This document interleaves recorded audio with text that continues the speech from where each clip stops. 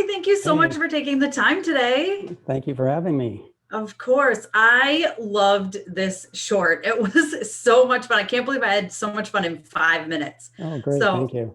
yeah, of course. I'm curious, how did this come about? Because it feels almost like something that could have been stuck into Soul, but I do like having it separate as well.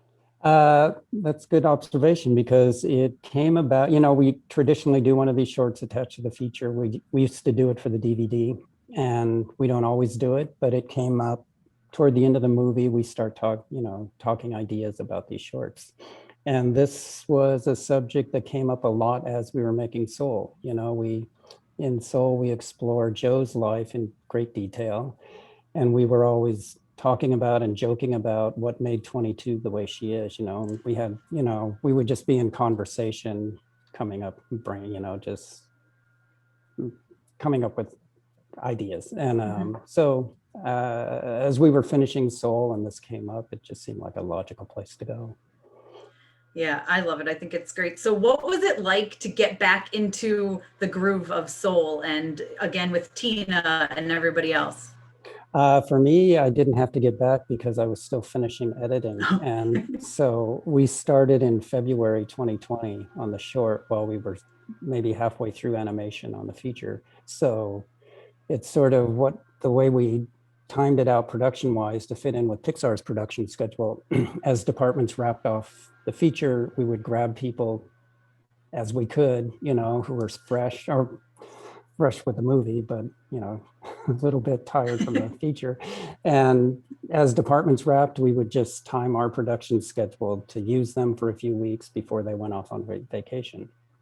Well, that's good. It makes it Yeah. easier then. So, did you ever have to deal with the effects of the pandemic? Did that really affect this or not much? Yeah, greatly, because we had only done maybe 2 storyboard versions of the short before the pandemic hit. So we were the first production of Pixar that had to work from home. And I got to say, my crew was just absolutely amazing because most of them are younger and have young kids.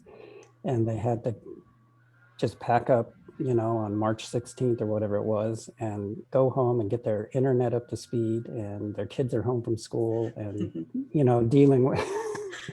I know. And they're tired from working on a feature. It was pretty. Oh, that's crazy. Yeah. Well, it's so great to dive more into 22. And I know there's a lot of people out there that really love her. So Yeah. why do you think people connect so much to her? I have this theory that Joe Gardner is a type of person that, and a lot like Pete Docter actually, who knew what he wanted to do with his life from a young age. He's on this set path. And then there's the rest of us who sort of go through life wondering what am I about? What's my purpose? And I think she speaks to sort of that segment of the population. Can you talk a little bit about the contrast between those innocent souls and 22? I mean, that to me that's what I like most about the short, about doing it, is I just love that contrast of the complete innocent with the cynical. Man, there's so much there's so much you can do there. Yeah, I mean, I feel like it could have kept going on and Yeah. on, and it was just it was so great. Now, when she came up with that name, Apocalypse, how long did it take you guys to come up with that? And I love that acronym.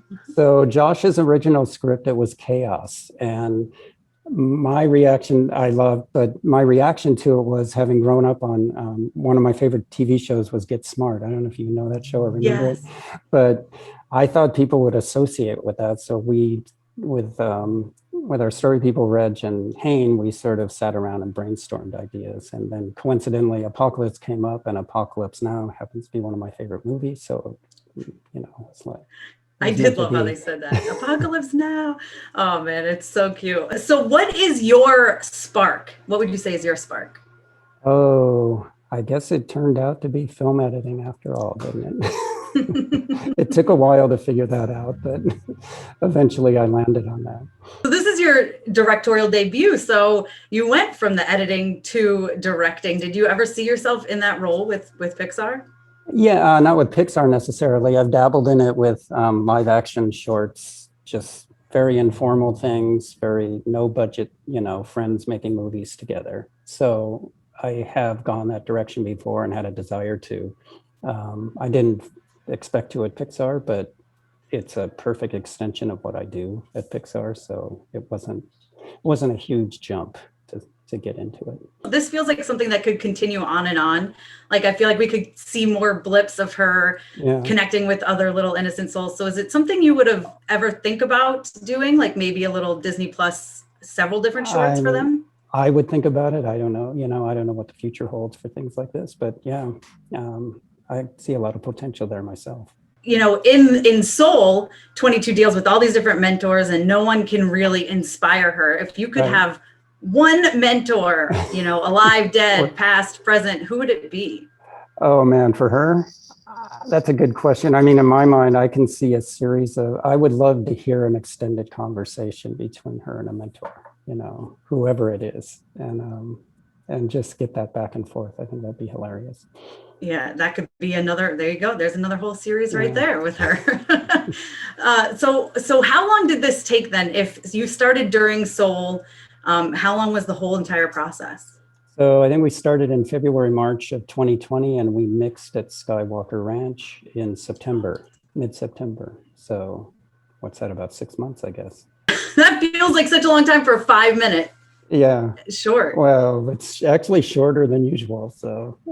Is it really? How long is a normal production of a short? Well, it's hard to say in actual production days because a lot of times with the shorts, we have to fit into the feature schedule, and the production pipeline at Pixar, is very complex, and there's a lot of moving parts, and you sort of have, with a short, you have to find those little gaps in different departments. Sometimes a short will sort of start up and then have to, hold off for a few months till, say, animation becomes available. Mm-hmm. In my case, because we were following a production, we just slipped right. We just basically extended, the production schedule on these departments by a few weeks before they completely wrapped. So we got very lucky that way. Pixar is very much known for their Easter eggs. And I know, again, this is only 5 minutes long, but are there any Easter eggs that fans can look out for from other Pixars? Not from other Pixars. I dropped a couple camera Easter eggs in from Apocalypse Now, and that's about all I know about. There could be others actually, but even I don't know. Well, I know in 5 minutes, it's hard to squeeze all that stuff in now. How was it coming up with the different names of all the, like, I feel like there could have been so many different names between Macaroni and all of those. So was there a lot of them and you guys narrowed it down to those 5?